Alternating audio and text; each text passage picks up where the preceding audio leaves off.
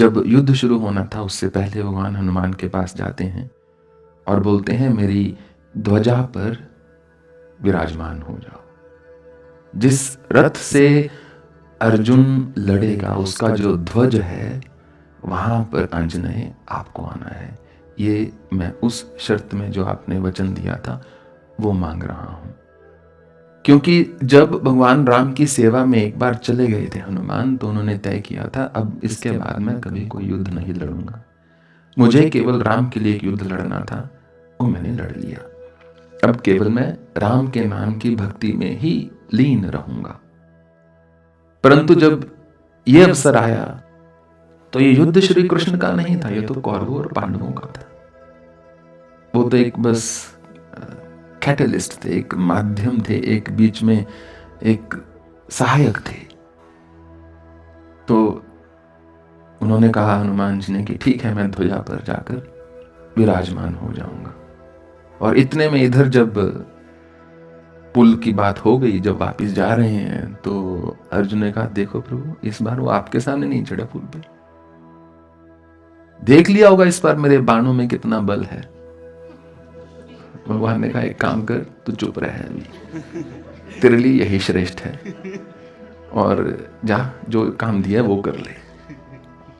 जब युद्ध शुरू हो जाता है, इतना ज्ञान देने के बाद भी जब युद्ध शुरू हो जाता है, महाभारत में कथा आती है कि जब अर्जुन का एक बाण जो है कर्ण के रथ पर लगता था, तो कर्ण का रथ जो है कई फुट पीछे चला जाता था, और जब कर्ण का बाण अर्जुन के रथ पर लगता था तो अर्जुन का रथ जो है थोड़ा सा बस हिलता था।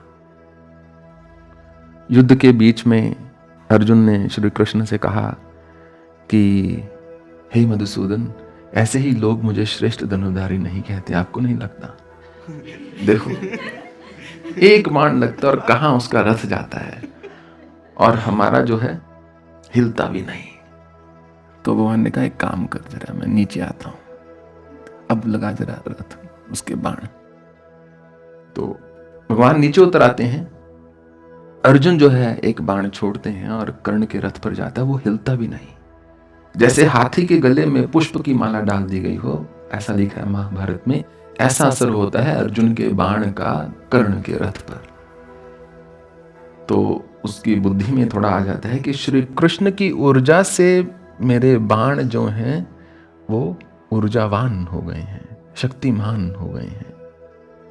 और इतने में जब वो ऐसे प्रहार करते हैं, उधर से कर्ण जब प्रत्युत्तर देते हैं, तो अर्जुन का रथ बहुत कम हिलता है, पहले की ही भांति। तो उन्होंने कहा कृष्ण से कि एक बात तो माननी पड़ेगी, देखो मेरे बाणों का प्रभाव माना कि आपसे है, पर मेरा भी कुछ प्रभाव है। कर्ण रथ पर तो आप नहीं बैठे, कर्ण मुझे बाण लगा रहा है, मेरा रथ तो वहीं का वहीं है, आप तो नीचे उतर गए हो।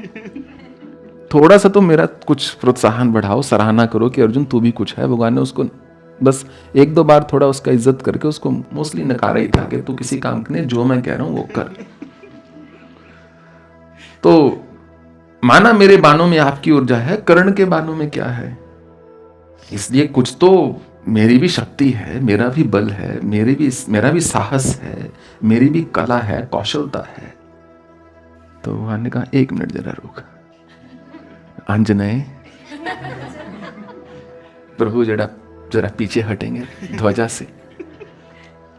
से आंजनेय जो है उतर आते हैं, और कर्ण इधर से बाण चलाता है, अर्जुन का रथ दूसरे शिविर में जाके गिरता है।